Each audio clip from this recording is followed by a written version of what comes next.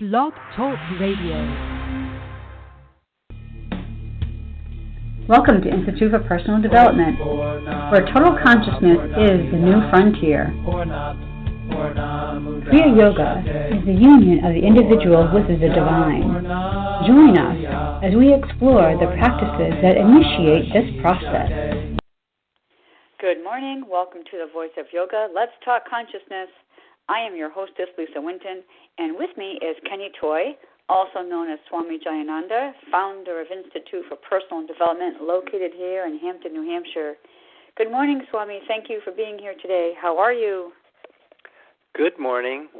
I'm doing pretty good today on this eventful day. And I want to thank you, listeners, for tuning in. Today on The Voice of Yoga, we'll talk about the beginning of summer 2016. The moon will be full on this day, shedding plenty of light on the start of a new season. This summer will bring with it plenty of opportunities and challenges. So this show will focus on the masculine side of the event and the integration of the father principle. Again, welcome to The Voice of Yoga. We are talking consciousness. So, Swami, what makes today so special? Well, there's some pretty major events going on. In fact, the full moon is going to happen in about 1 minute, which is pretty timely. It's probably the first time we're talking about an astrological event that's actually happening as we speak. And, of course, it's going to be the longest day of the year, the summer solstice, and that will happen at 6:35 p.m. tonight. And you know, it's also kind of like in the wake of Father's Day, which was yesterday. So working on the 1, 2, 3 principle, we've got quite a bit going on here today, and you know, we'll talk a little bit about the Grand Cross that accompanies this full moon that's happening as we're speaking. Yeah, what a loaded day today. It's so exciting.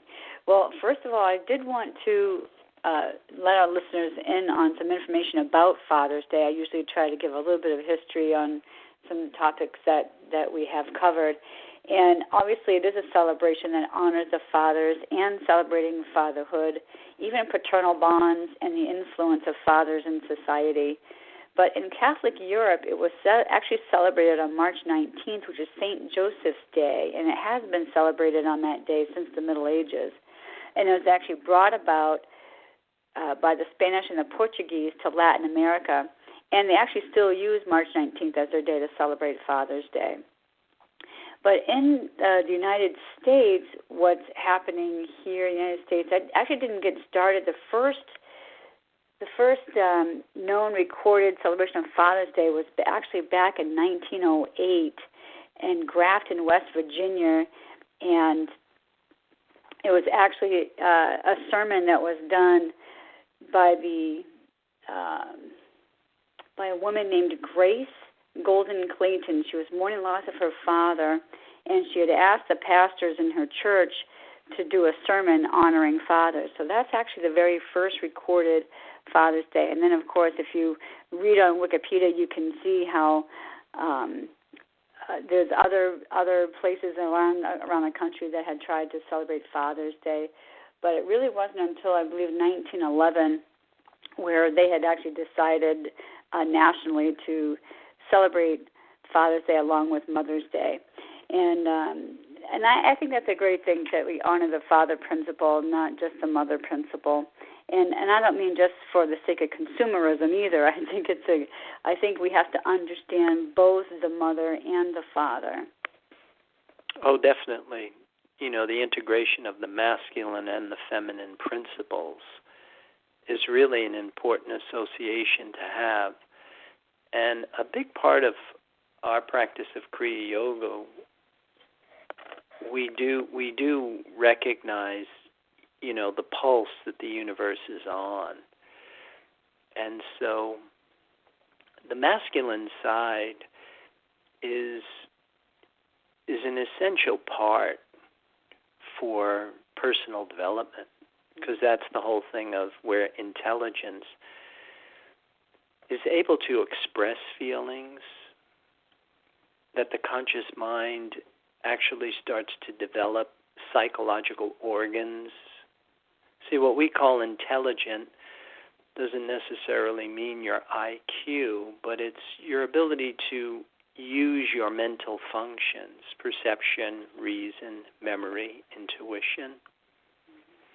And so that has a big part to do with the father principle, the masculine principle. And again, it's very important to understand that it's principle and not gender, not necessarily mom and dad, but whether you're a man or you're a woman, we're dealing with, the integration of these two principles.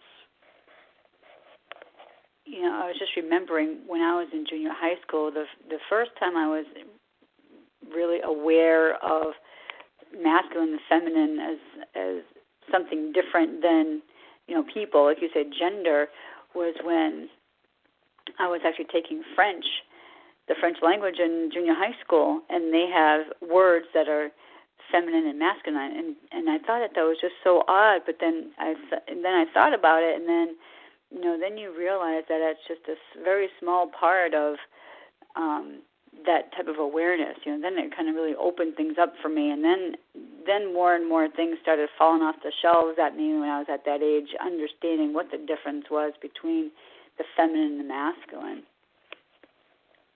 Yeah, I think it's a really important thing to understand that you really need both, that it's not a question of polarizing on one at the expense of the other, that the masculine and the feminine work so well together when they are integrated, as opposed to just when we polarize on one.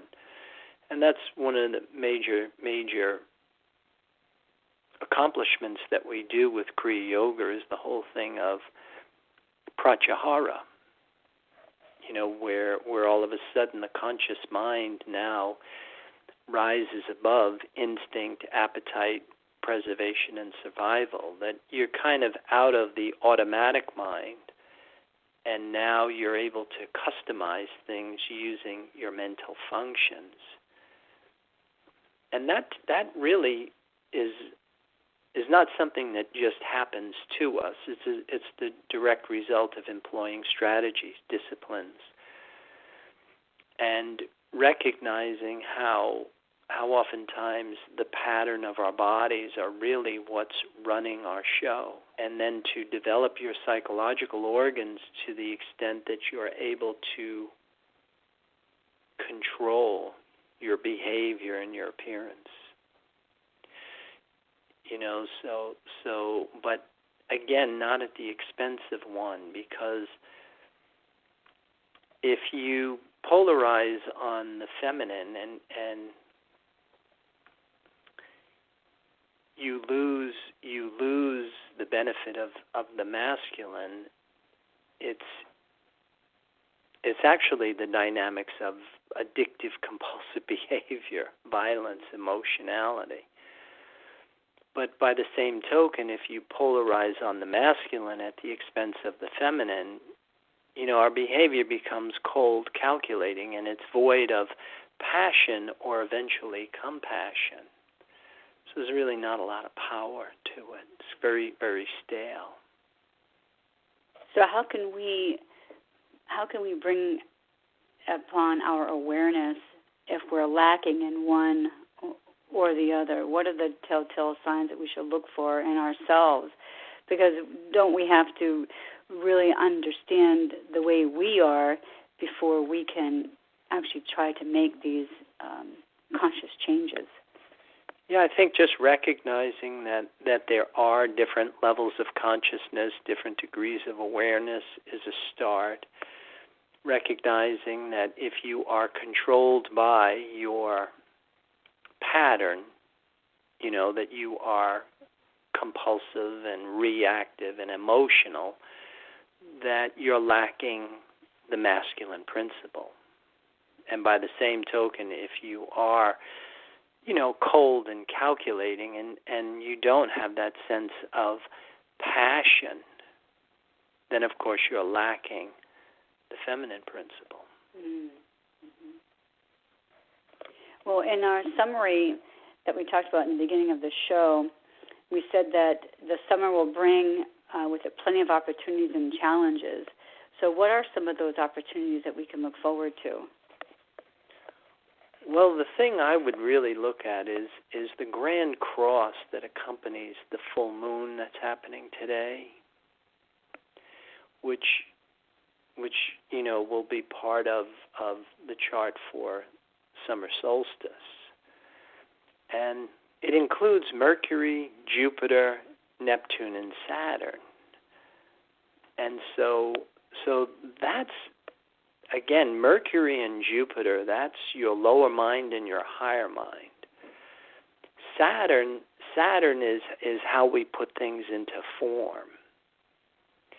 And of course, when you're looking towards any type of development, you really want to look towards Uranus, Neptune, and Pluto, because Uranus is the higher octave of Jupiter and Mercury, and it represents imagination and organized ideas.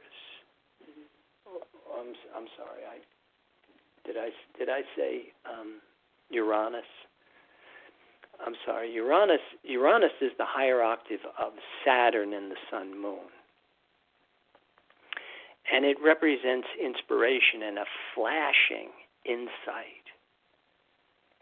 And then Neptune, of course, is the higher octave of Jupiter and Mercury, so it represents imagination and organized ideas. And the final transpersonal planet is Pluto, which is the higher octave of Mars and Venus, and it represents transformation. The whole process of going from a wave to a particle. So Uranus, Neptune, and Pluto, they work very much together with regard to, where you get like your insight, and then all of a sudden you organize your idea, and then you manifest whatever it is that you're trying to do. And having a grand cross is, all the slots are filled, so you're getting a really strong look at how we can start to create our reality. You're always talking about in theory class or just in your everyday teachings, always about using your creativity and your imagination. So it sounds to me like this is a grand opportunity for us to employ that particular strategy that you always say,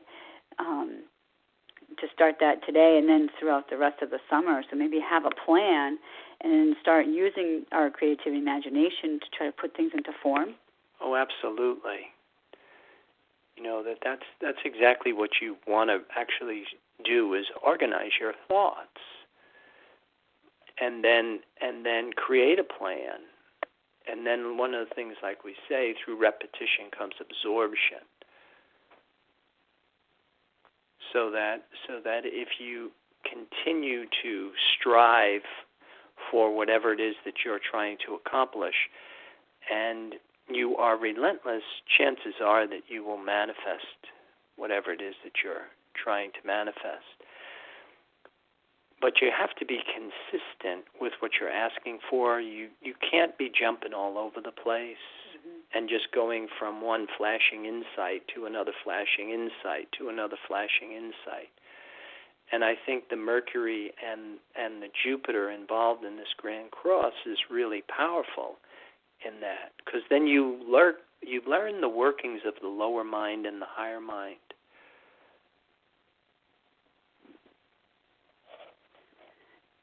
So I think we're going to pause. I have some questions for you about that, but I do want to pause to hear a word from our sponsor. So listeners, we'll return with you shortly, and then I believe I'll open up the phone lines. So if you have any questions for Swami about this celestial event, you can ask that when we return. Om Purnamada Purnamidam Purnat Purnamudachyate. If you are looking for a Samadhi-based experience, IPD Kriya Yoga has the goods. A complete yoga program that includes the practices and the process. Starting with the separation from mother, including the labors and tasks of the hero and the return as a whole person. Practice makes perfect only when practice is whole. Kriya Yoga is a path of action, knowledge, and devotion.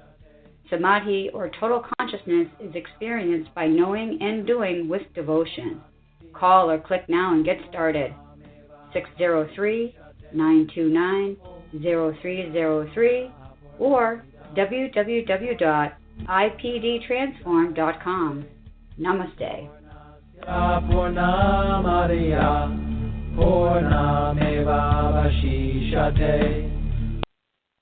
And welcome back. For those of you just joining us, you're listening to The Voice of Yoga, and we are talking consciousness, and we are celebrating the summer solstice. So, listeners, if you have any questions for Swami regarding what's going on, you can ask your questions right now. I have a question. My Go question ahead. would be, thanks. My question would be, so if it's called the Grand Cross, is there any type of religious connotation relative to, or integration, if you will, of Christianity into this pattern? To answer your question, I think that the concept of the cross really comes way before the Christian use of the actual configuration, but it has a lot to do with manifestation. The whole thing of, the crucifixion of the body is a really important thing that leads to the resurrection of the Son and the reunion with the Father, which is more of what I would call the Christian myth, which really has its roots more in the astrology than actual Christianity, if that answers your question. Yep, thank you. Okay, yeah. But that's an interesting point, though, that would call it the Grand Cross, because we were just talking about using symbols, like the flag, the prayer flags and things like that, using things for symbols. And isn't it interesting how something just keeps kind of like repeating themselves in our shows, and how the cross is also a symbol, and it can mean many things to many different people. Oh, sure. I mean, there's such things as the Maltese cross, which doesn't really have much to do with Christianity, but symbolism is an important part of trying to understand the human condition and the complexity of the human experience. And so when we have astrological configurations like the one that we're going through today, I really like to capitalize on them, really like to try and focus and do a lot of introspection and analysis and reflection on just what's going on and how I'm internalizing these events, because your direct experience with it, I think, is your greatest teacher. I can remember as a kid when the first day of summer would come, it meant something very different when you're a kid.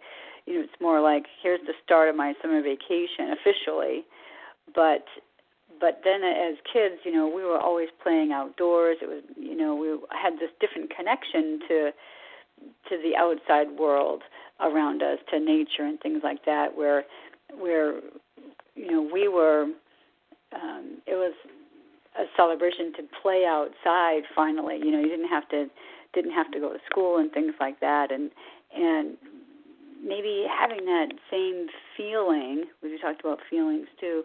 Putting that same feeling that we had as children on this day, and trying to integrate that as an adult.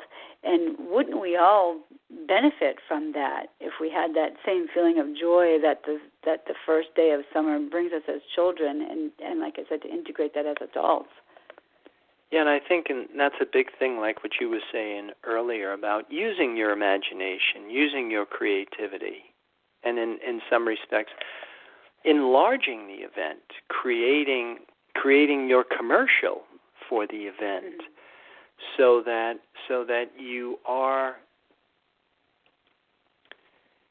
you're saturating the event with nourishing thoughts, and you are cultivating your attitude about things, because the more we talk about it, life is a simple mind game. It's the association between symbols and feelings, and the more proactive we are with organizing and arranging symbols that will produce feelings that are more positive for us, to try and keep ourselves maybe chemically charged with positive energy. If I remember correctly, I think that we talked about on a show when we celebrated the first day of winter. I think we talked about winter as being that time to, celebrate, that time to be introspective and things like that. And now we're at summer, which is like the complete opposite, I would imagine. And I believe that in the Chinese medicine that this is a time that we should be expansive. This is when we expressive and being able to live within each season and to be doing those things that these seasons represent for us makes us more in tune to the universe around us. Oh, sure, and it makes you a more integrated person, because that's basically what we're striving for with Kriya Yoga is wholeness. You want to become a whole person, and recognizing that there is a time to, withdraw and turn inward, and then there is a time to push outward and expand and grow, and summer is that time. And when the sun goes into Cancer tonight at 6:35, that to me is a big kickoff for moving outward. Now, you are a Cancer, so if anybody who is a Cancer, does it have any other kind of significance for you, being a full moon and everything like that? Does it have, does it amp things up for the Cancer folks out there? Well, if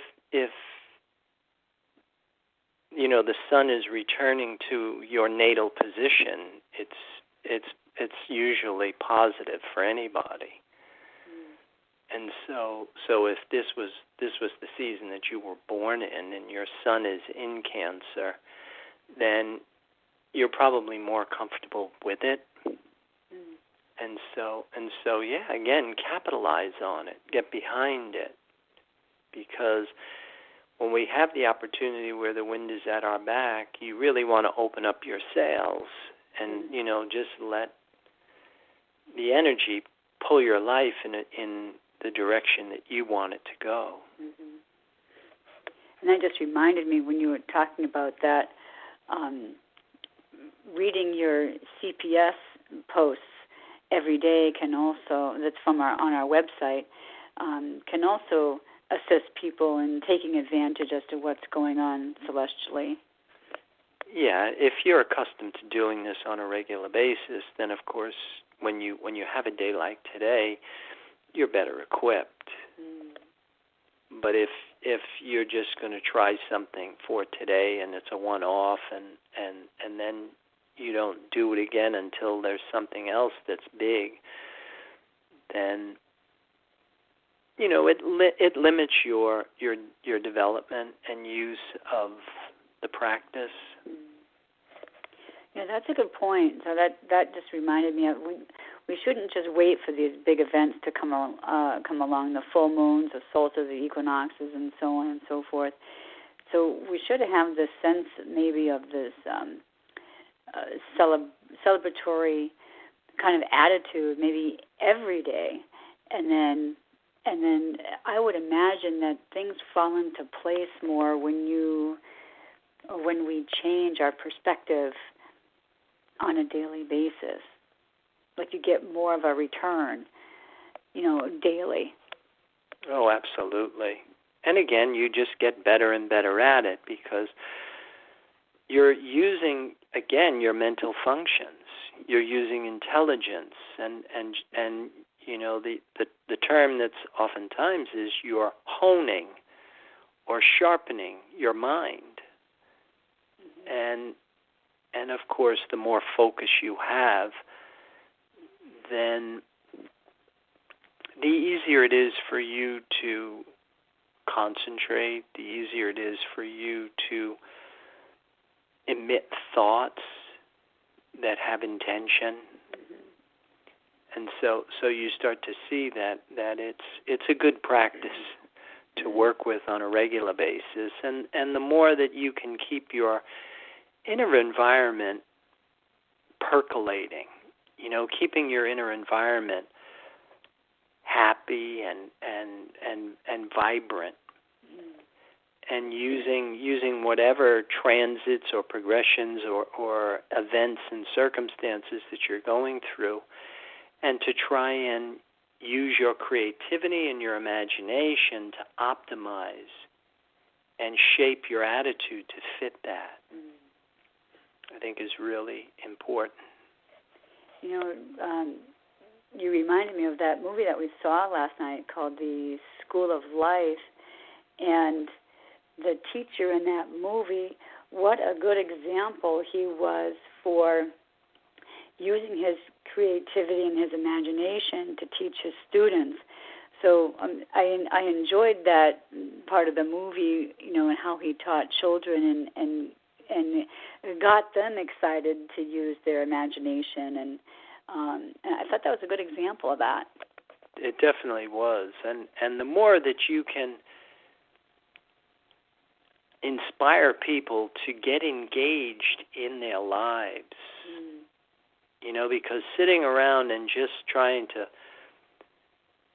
feed information to kids isn't working, but to get them, like you said, engaged in what's going on and involved and asking them what they want, finding out what motivates them, kind of gives you a little leverage so that you can actually teach as opposed to just try and dispense information.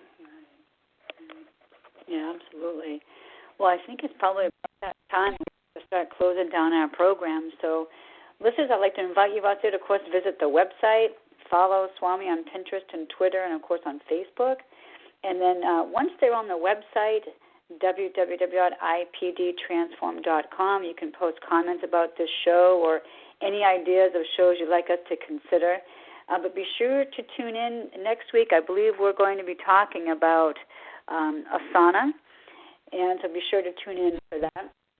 And then you can email me, of course, at lisa@ipdtransform.com with any questions you'd like Swami to answer. So, Swami, any more final thoughts or comments about our discussion today, or maybe our topic next week? Well, I would like to encourage people to really try and take advantage of today and the events that are happening celestially, and take some time to be introspective, analytical, observant, reflective, and like you had said, start using your imagination, start using your creativity, and start coloring your life, and start making your life as magical as you possibly can. And with that, I wish everybody a good day. Namaste. And thank you for listening to our program, The Voice of Yoga. This is Lisa Winton along with Swami Jayananda signing off. Have a wonderful Kriya Yoga kind of day. Namaste.